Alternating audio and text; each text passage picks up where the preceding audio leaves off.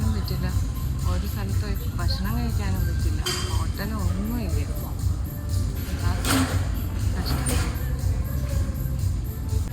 അല്ല ഇനിയിപ്പോൾ എന്തിൻ്റെ ഈ ഹർത്താൽ? അതൊരു ദളിത് കുട്ടിയുണ്ടല്ലോ, നിതിൻ രാജു, കണ്ണൂരിൽ ഇതിൻ്റെ കോളേജിൽ പഠിക്കുന്ന സമയത്ത് ഒരു അധ്യാപകൻ ടീച്ചേഴ്സിൻ്റെ ഒരു ഡിസ്ക്രിമിനേഷൻ പോലെ സംഭവിച്ചൊരു ട്രാജഡി എന്ന് പറയാം. ചില കുട്ടിക്ക് അത് മനസ്സിന് വിഷമമായി പോയി, ആത്മഹത്യ ചെയ്യുമെന്ന് പറയുന്നു. അതിൽ ആൾക്കാരെല്ലാവരും കൂടി നടത്തിയ ഹർത്താലാണ്. പക്ഷെ അത് സത്യം പറഞ്ഞാൽ ബാധിച്ചതറിയാം, സാധാരണപ്പെട്ട ആൾക്കാരെ മൊത്തത്തിലേ ബാധിച്ചു. ഹർത്താൽ ആവശ്യം തന്നെയാണ്. കാണിച്ചത് തെണ്ടിത്തരാ. ഏതൊരു മനുഷ്യനും ഈ സമൂഹത്തിൽ സ്വാതന്ത്ര്യത്തോടുകൂടി ജാതി വ്യവസ്ഥയിലായി ജീവിക്കേണ്ടത് അവൻ്റെ അവകാശമാണ്.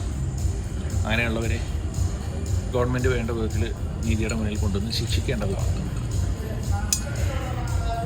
ആ ശിക്ഷ കിട്ടാത്തത് കൊണ്ടായി ഹർത്താൽ.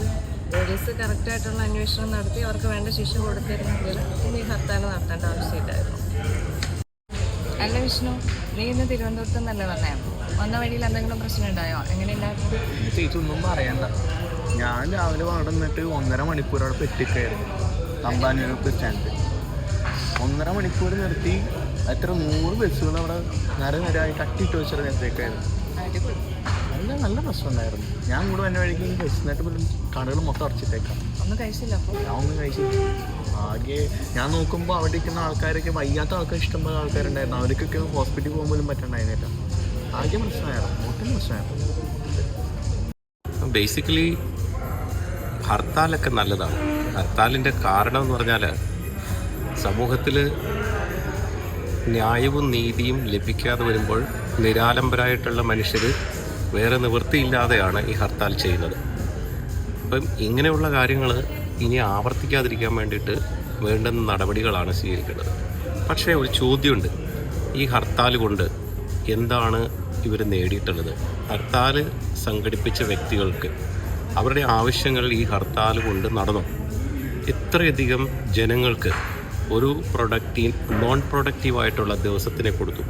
ഒരുപാട് ആൾക്കാർ യാത്രാക്ലേശങ്ങൾ അനുഭവിക്കുന്നു. ഹോസ്പിറ്റലൈസ്ഡ് ആയിട്ടുള്ള ആൾക്കാർക്ക് പോകാൻ കഴിയുന്നില്ല, ഇൻ്റർവ്യൂസിന് അറ്റൻഡ് ചെയ്യാൻ പറ്റുന്നില്ല, ഹോട്ടൽസൊക്കെ അടഞ്ഞു കിടക്കുകയാണ്.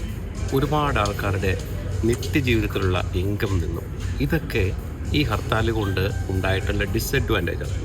ബേസിക്കലി ഓരോ വിദേശ രാജ്യങ്ങളിലും പ്രതിഷേധവും ഹർത്താൽ നടത്തുന്നത് അതിന് അനുകൂലമായിട്ട് ഒരുക്കിയിരിക്കുന്ന ചില സ്ഥലങ്ങളുണ്ട്. ഉദാഹരണത്തിന് സെക്രട്ടേറിയറ്റ്, അല്ലെങ്കിൽ മെയിനായിട്ടുള്ള പോലീസ് സ്റ്റേഷൻ, അല്ലെങ്കിൽ നീതിന്യായ വ്യവസ്ഥതയിൽ ഏതെങ്കിലും ഒരു കോമ്പൗണ്ട് പ്രതിഷേധക്കാർക്ക് വേണ്ടിയിട്ട് ഉണ്ടാക്കുകയും അവർക്ക് അവിടെ വന്നിട്ട് അവരുടെ പ്രതിഷേധം അറിയിക്കുകയും ചെയ്യാൻ പറ്റും. അപ്പോൾ അതിനു വേണ്ടിയിട്ട് ഗവൺമെൻറ് നടപടിയെടുക്കുവാനായിട്ടും അവരുടെ പ്രതിഷേധം മാധ്യമങ്ങളിൽ കൂടെ എല്ലാവരിലും എത്തിക്കുവാനും കഴിയും. അതേസമയം തന്നെ പൊതുജനങ്ങൾക്ക് യാതൊരു വിധമായിട്ടുള്ള പ്രശ്നങ്ങളോ അല്ലെങ്കിൽ ബുദ്ധിമുട്ടുകളോ ഉണ്ടാക്കാതെ ഇങ്ങനെയുള്ള പ്രതിഷേധങ്ങൾ നടത്തുവാനായിട്ട് കഴിയും. വിദേശ രാജ്യങ്ങളിലെല്ലാം അങ്ങനെ തന്നെയാണ് ചെയ്യുന്നത്.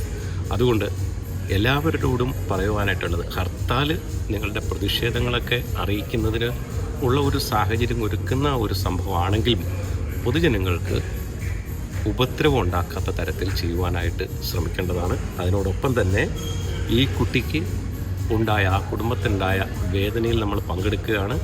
അതുപോലെ തന്നെ ഇതുപോലുള്ള ഒരു സമൂഹത്തിലെ പ്രാകൃതമായിട്ടുള്ള അന്യായങ്ങൾക്ക് നീതിയോട് കാണിക്കുന്ന നിഷേധമാണിത്.